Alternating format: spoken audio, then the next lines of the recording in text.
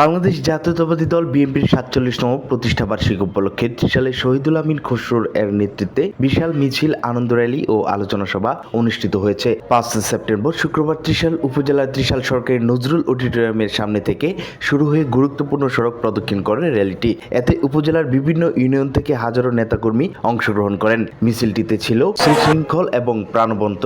Rally শেষে একটি আলোচনা সভার আয়োজন করা হয়। উক্ত আলোচনা সভায় প্রধান অতিথি হিসেবে উপস্থিত হয়ে বক্তব্য রাখেন আগামী ত্রয়োদশ জাতীয় সংসদ নির্বাচনে ময়মনসিংহ ৭ ত্রিশাল আসনের ধানের শীষের কান্ডারি ও ময়মনসিংহ দক্ষিণ জেলা বিএনপির যুগ্ম আহ্বায়ক শহীদুল আমিন খসরু। আলোচনা সভায় প্রধান অতিথির বক্তব্যে বলেন, বিএনপির গৌরবময় ইতিহাস, দলের প্রতিষ্ঠাতা শহীদ রাষ্ট্রপতি জিয়াউর রহমানের আদর্শ এবং বর্তমান চেয়ারপারসন বেগম খালেদা জিয়া ও ভারপ্রাপ্ত চেয়ারম্যান তারেক রহমান নেতৃত্বে চলমান রাজনৈতিক সংগ্রামের কথা তুলে ধরেন। এ সময় উপস্থিত ছিলেন ত্রিশাল উপজেলা ছাত্র দলের সাবেক আহ্বায়ক সাব্বির আহমেদ রনি, স্বেচ্ছাসেবক দলের আহ্বায়ক মুশারফ হোসেন, তাঁতি দলের সাবেক আহ্বায়ক আব্দুল্লাহ আল মামুন, সিনিয়র যুগ্ম আহ্বায়ক ইঞ্জিনিয়ার আজিজুল হক আজিজ, স্বেচ্ছাসেবক দলের সদস্য সচিব আজহারুল ইসলাম, মৎস্যজীবী দলের ত্রিশাল উপজেলার আহ্বায়ক ফরিদ আহমেদ শ্যামল, সদস্য সচিব অবায়দুল হক মিলন, ত্রিশাল উপজেলা ছাত্র দলের নেতা খন্দকার ইমরান হোসেন, শিহাবউদ্দিন খান সহ বিভিন্ন সংগঠনের নেতৃবৃন্দ উপস্থিত ছিলেন।